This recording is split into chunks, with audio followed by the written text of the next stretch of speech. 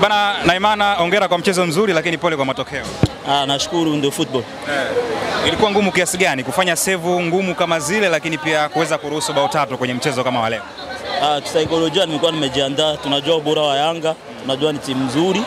Nilikuwa najua kinachotokea tu. Kama itatokea kweli tutashambuliwa, na kama kipa nia yangu ni kuokoa. Ulikuwa na performance nzuri licha ya kuruhusu bao 3. Pengine unafikiri changamoto hasa ilikuwa nini kwa dakika zote 90 kuweza kuruhusu bao 3 kama hizo? Changamoto ni mipango plani ambayo tulikuwa tumekuja nayo ya kucheza na Yanga. Tumecheza dakika 30 vizuri, lakini ikaonekana tumepotea kwenye plan game yetu. Ndio kitu ambacho kimetuma Yanga inatuadhibu, kwa sababu ukicheza na timu kama Yanga inakuforce, inakupress. Kwa hiyo ule utulivu tumepoteza utulivu. Naimana, mlitegemea kuja kucheza na timu za madaraja kama Young Africans, mnakuja kwa kupaki basi. Kwa nini kupaki basi kutokana na aina ya timu ikiongozwa na washambuliaji wengi? Amna, nia na mazumuni yenu haikuwa kupaki basi, kwa sababu ukiona ligi saa hizi kila mtu anahitaji pointi. Kila mtu anahitaji pointi, ni plan game yetu ambayo tulikuwa tumepanga. Yanga wameweza kutusoma vizuri na ndio maana imetokea hivyo. Sio eti tumekuja kunia kupaki basi, hapana. Wewe unacheza eneo la goalkeeper na goalkeeper ndo anayeona timu kwa mbele. Unahisi wapi timu yenu ilikuwa inavuja sana ikaanza kuruhusu magoli yote matatu?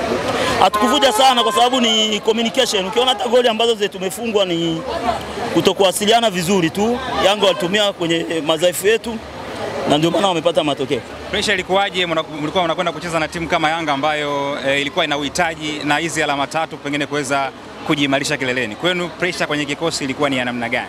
Sisi kama timu hatukuwa na pressure. Ukiona gisi mpira umeanza, tactics tulikuwa bora zaidi.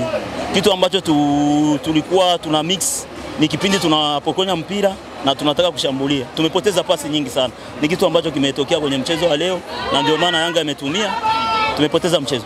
Na Mungu, mmepanda shuka sana kwenye ligi msimu. Mmesalia michezo miwili. Tuambie namna ambavyo mnaenda kujipanga kwa ajili ya michezo miwili kutamatisha ligi kwa msimu huu. Tumebakiza game 2 nyumbani.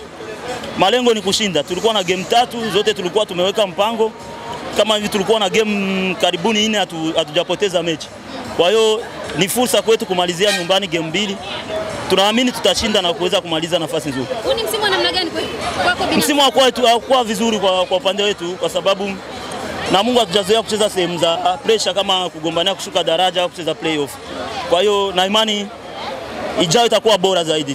Tumeona ligi, ugumu wa ligi, msimu ujao na imani tutaboresha. Shukrani sana. Asante.